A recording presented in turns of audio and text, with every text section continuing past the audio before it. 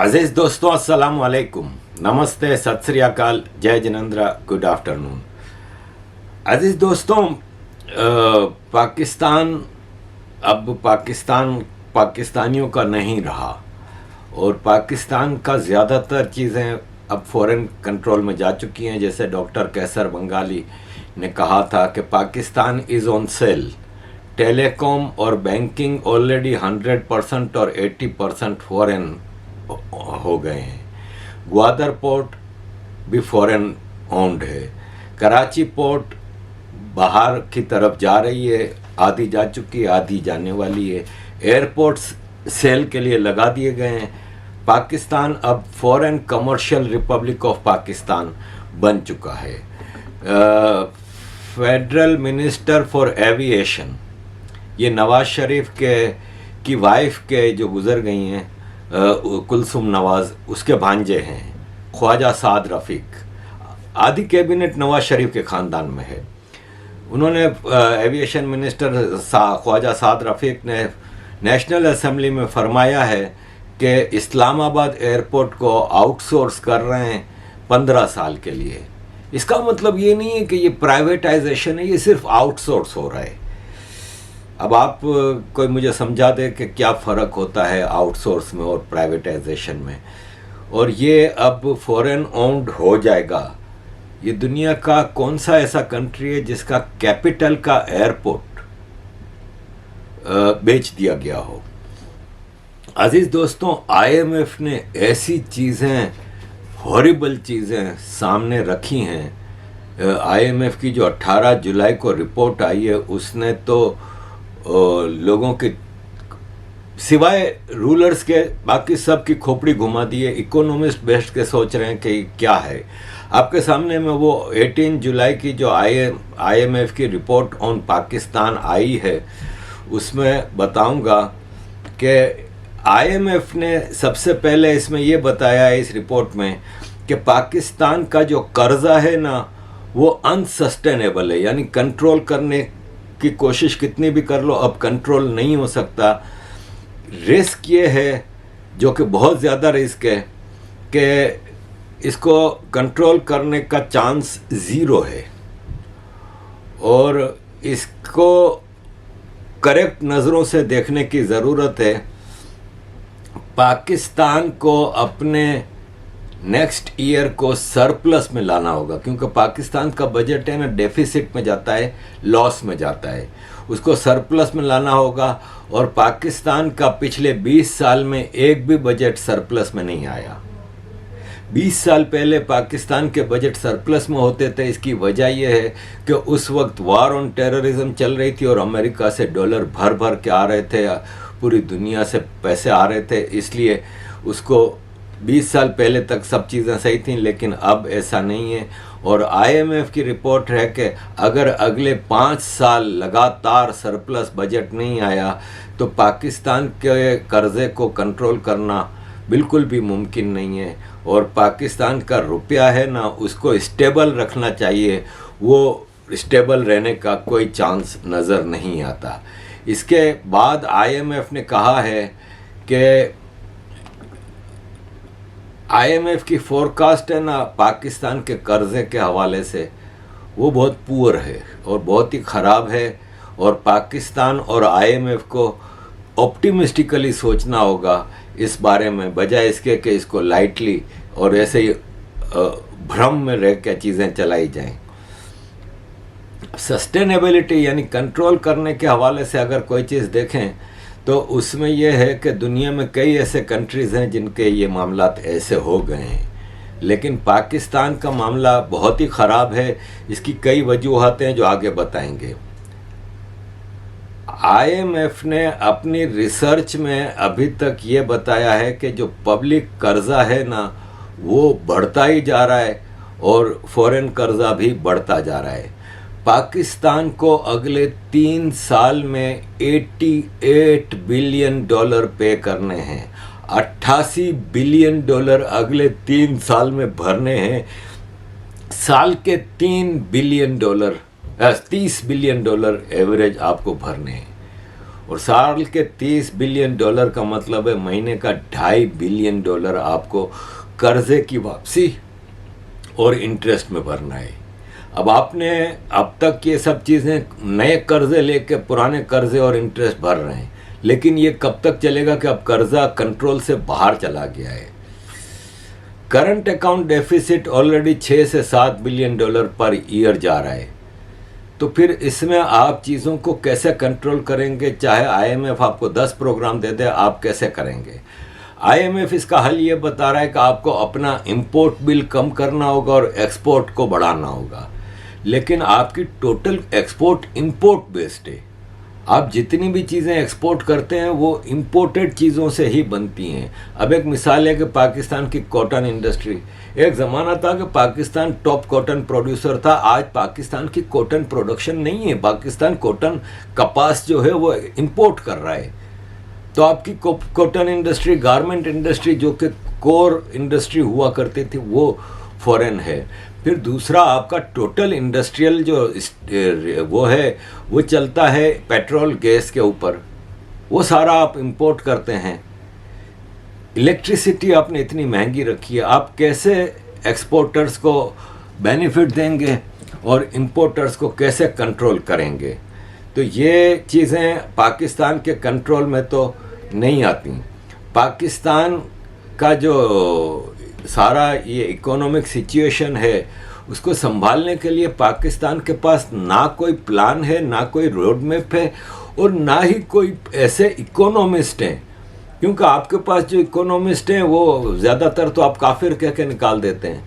अब जैसे एक मिसाल है कि आतिफ मियाँ को इमरान खान लाए थे, अहमदी नहीं भाई, नहीं चाहिए। आप शब्बर जैदी शिया है, नहीं चाहिए भाई। कैसर बंगाली को आप, मतलब जो रियलिस्टिक इकोनॉमिस्ट हैं उनको आपने परे बाहर किया हुआ है। तो ऐसे में चीज़ें कैसे चलेंगी?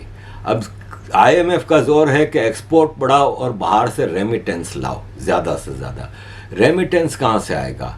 अब जो बाहर रहता है पाकिस्तान, वो पाकिस्तान की सरकार पे भरोसा नहीं करता।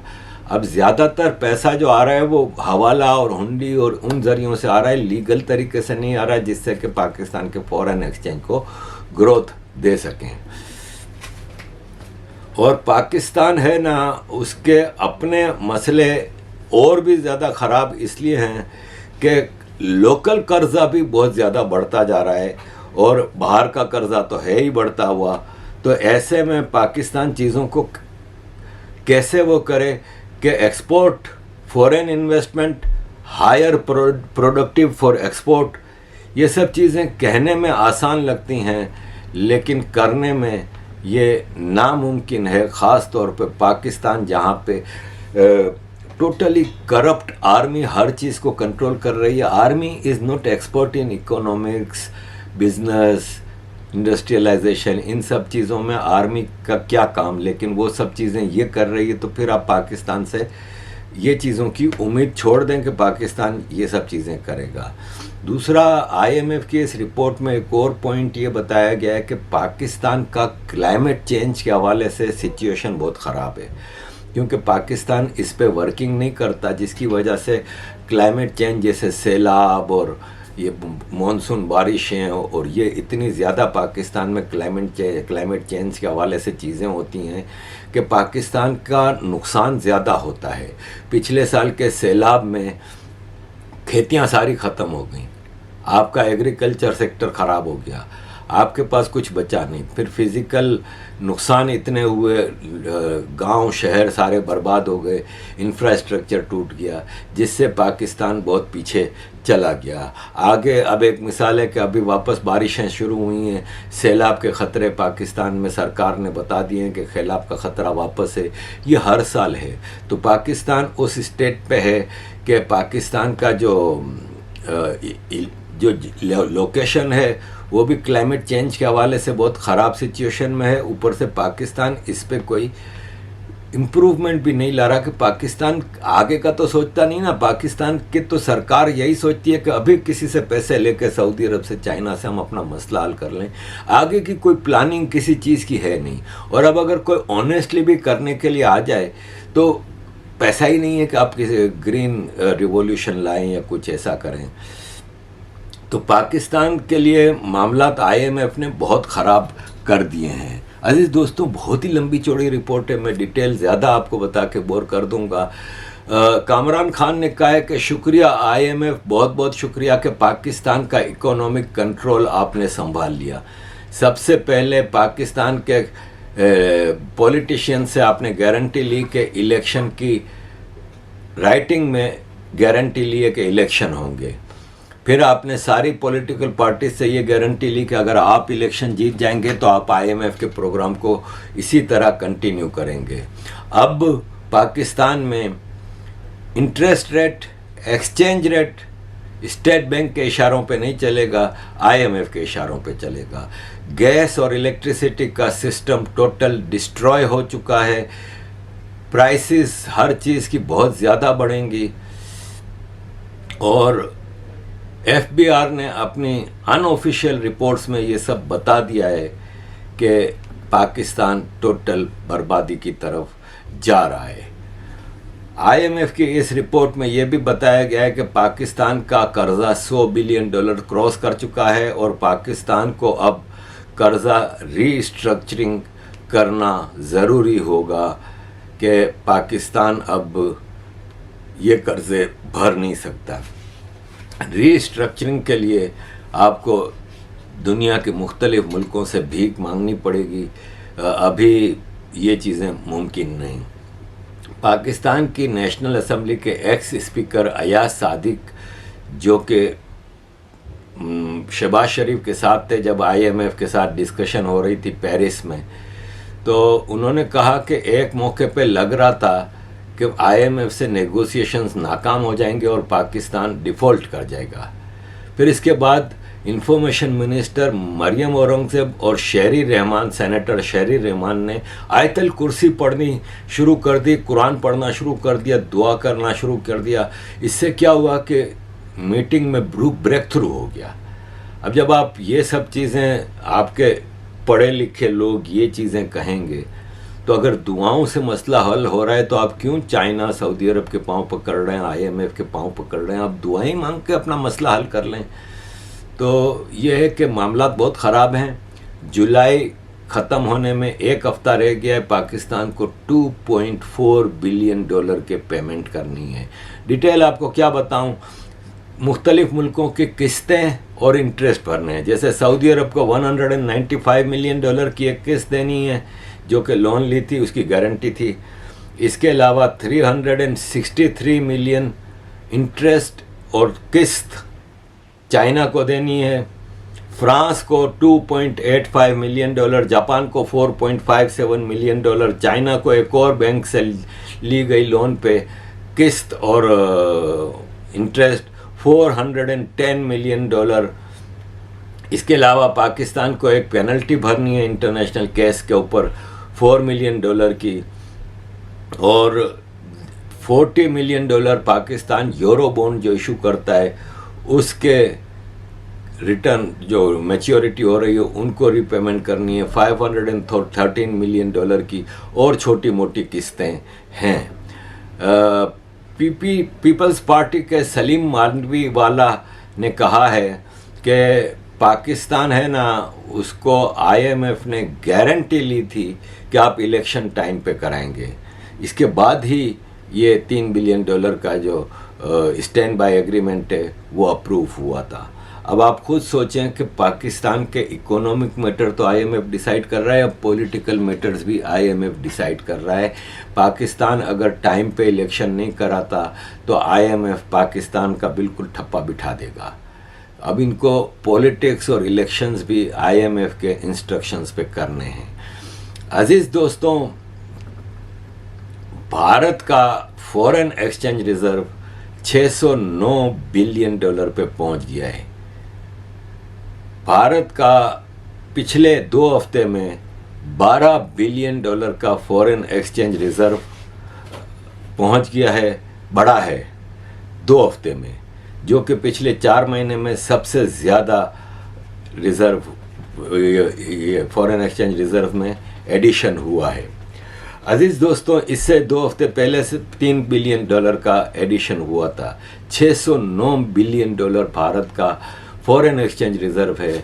पाकिस्तान का $8 बिलियन फॉरेन एक्सचेंज रिजर्व है मांगे तांगे का।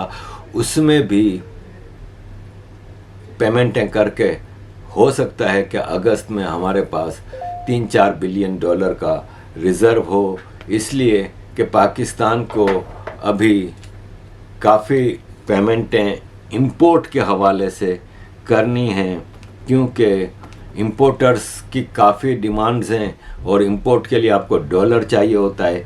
तो इससे रुपया, जो कि अभी ये धड़ाधड़ पैसे आ रहे थे, इससे रुपये को स्ट्रॉन्ग वो मिला था और डॉलर के मुकाबले में पीछे आ गया था थोड़ा, अब वापस बढ़ता जा रहा है।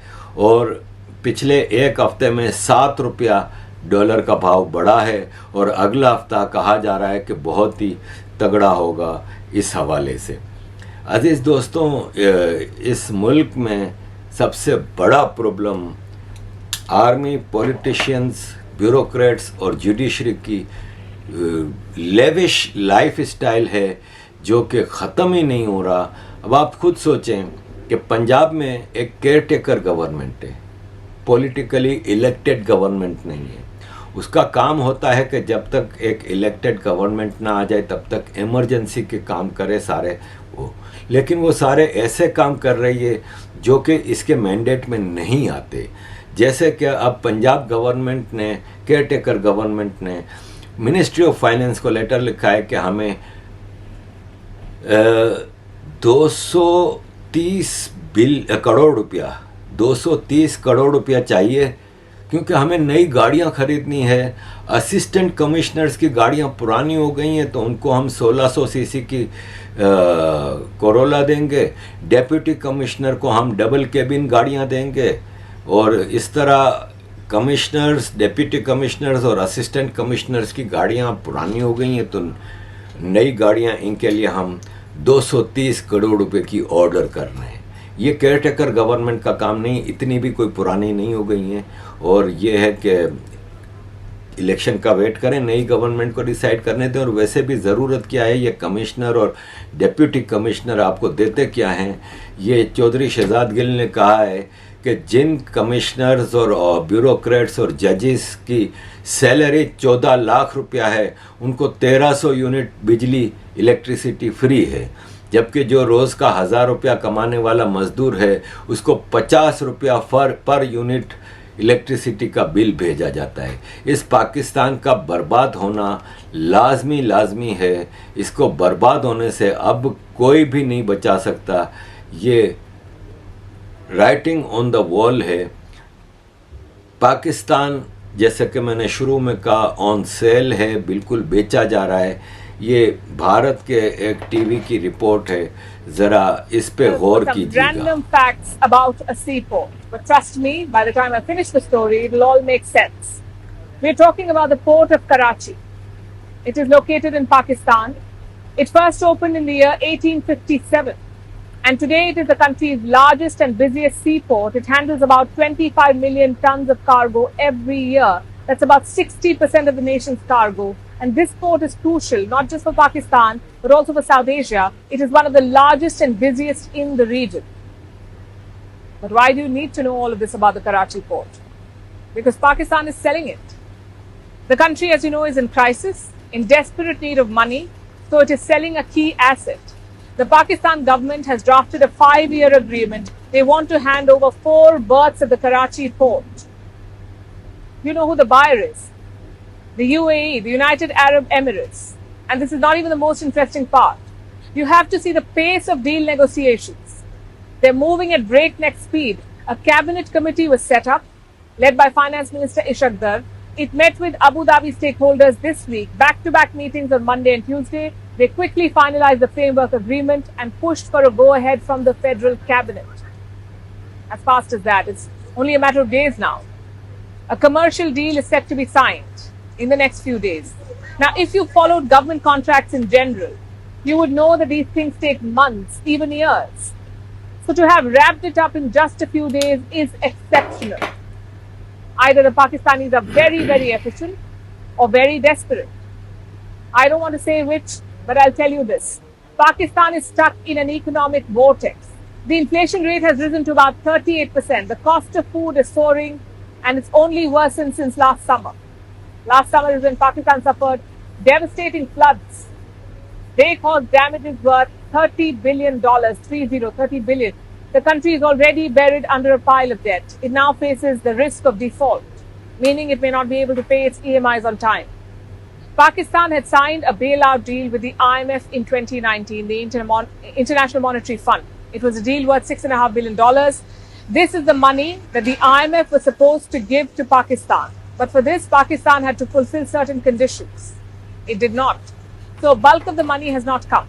And this deal is set to expire by the end of this month, in the next few days. Pakistan wants to revive it, but chances are dim. So selling the Karachi port may be a last-ditch attempt to raise some cash. And perhaps Islamabad saw this coming because last year their government passed a law. It's called the Intergovernmental Commercial Transactions Act. This law is aimed at selling state assets and fast-tracking such sales to raise funds. The Karachi port deal is the first transaction under this law. तो अजीज़ दोस्तों, अब आप खुद देखें कि electricity पे last week 4.96 पैसा, 4 रुपया 96 पैसे प्राइस पर यूनिट बढ़ाई थी. अब विद इन ए वीक इसको और बढ़ा दिया है 7.5 रुपया. ये पावर सेक्टर पाकिस्तान के लोगों की जान लेगा. और एक और चीज़ इन्होंने बताई है कि 15 रुपया रेडियो का भी चार्ज फीस और 35 रुपया टीवी की फीस भी इलेक्ट्रिक के बिल में से ही ले ली जाएगी. ये लूटमार नहीं है तो और क्या है. इसाक डार से पूछा गया कि इतनी ग्रोइंग डिमांड है कि पाकिस्तान में एग्रीकल्चर और कंस्ट्रक्शन का ऊपर टैक्स क्यों नहीं लगता. तो इन्होंने कहा नहीं, ना कोई एग्रीकल्चर पे नया टैक्स लगेगा, ना कोई कंस्ट्रक्शन सेक्टर पे टैक्स लगेगा. एग्रीकल्चर जागीरदार करते हैं, सारी एग्रीकल्चर जागीरदारों की है. पाकिस्तान में कोई प्राइवेट जगह वो नहीं है सिवाय जागीरदारों के. पंजाब में भी सारे चौधरियों के मुरब्बे, किले, पता नहीं क्या क्या रकबे बने हुए हैं. और यही सिंध में है, केपी के बलोचिस्तान में भी. और दूसरा, रिटायर्ड आर्मी जनरलों को ज़मीनें मिलती हैं, कई 100 एकड़ रिटायरमेंट के बाद एग्रीकल्चर लैंड मिलती हैं.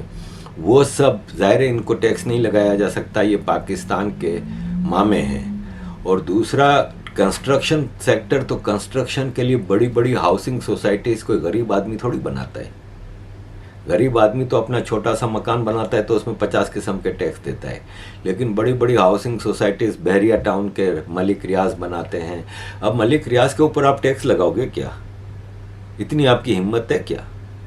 ज़्यादातर बड़ी हाउसिंग सोसाइटीज़ में आर्मी के जनरल्स इन्वॉल्व होते हैं. तो कंस्ट्रक्शन सेक्टर में भी कोई टैक्स नहीं लग रहा. आम आदमी का बाजा बजाते रहो. अजीज़ दोस्तों, आखिरी खबर की तरफ आऊँगा कि सब कुछ बेच दिया, पोर्ट्स, एयरपोर्ट्स, सब चीज़ें. अब क्या जो जो बचता है ढूंढ के निकाल रहे हैं. तो अब कराची की जो कोस्टल लाइन है, कराची की कोस्टल लाइन को बेचने के लिए चाइना के साथ एग्रीमेंट साइन होने वाला है. और इसको नाम दिया है कराची कोस्टल डेवलपमेंट जोन. लेकिन ये जाहिर है चाइना ने ग्वादर को भी ग्वादर पोर्ट डेवलपमेंट का नाम दिया था, लेकिन वो टोटल चाइना के कंट्रोल में. पाकिस्तान को तो उसमें अंदर वीज़ा लेके जाना पड़ता है चाइना से. पाकिस्तान के लोग तो अंदर दाखिल भी नहीं हो सकते. यही हाल अब कराची का कोस्टल लाइन, कराची का समंदर है ना, शहर के अंदर है. कराची से दूर नहीं है समंदर का किनारा. मतलब आप पुराने कराची से, मतलब केमाड़ी जो है वो पुराना कराची है. कराची का क्लिफ्टन जो है वो बिल्कुल कराची के सेंटर से, सदर से 10 मिनट की ड्राइव है.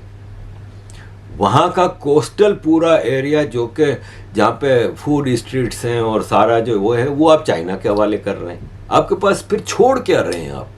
तो अजीज़ दोस्तों, पाकिस्तान बिक रहा है, टुकड़े टुकड़े में बिक रहा है. और हमारे इलाके बेचे जा रहे हैं. पंजाब में नहीं बेचा जा रहा कुछ. हमारे एयरपोर्ट, हमारी सी पोर्ट, हमारे कोस्टल लाइंस, हमारे सॉलिड वेस्ट मैनेजमेंट, हमारी चीज़ें बेची जा रही हैं। होपफुली हम जल्द पाकिस्तान से आज़ादी हासिल कर लें ताकि हमारे इलाके बच जाएं, क्योंकि अगर आज भी हम पाकिस्तान से आज़ाद करते हैं सिंधु देश को, बलूचिस्तान को, तो ये जो कॉन्ट्रैक्ट्स है ना चाइना से और दुनिया भर से, वो इंटरनेशनल लॉ के तहत हमें उसको ऑनर करना पड़ेगा। तो हम फिर भी उनके हाथों बिके हुए होंगे, लेकिन बहरहाल हम अपनी चीज़ों को बेहतर कर सकेंगे। अजीज़ दोस्तों, thank you very much for all your support. Kindly keep supporting, it's getting tough. Thank you.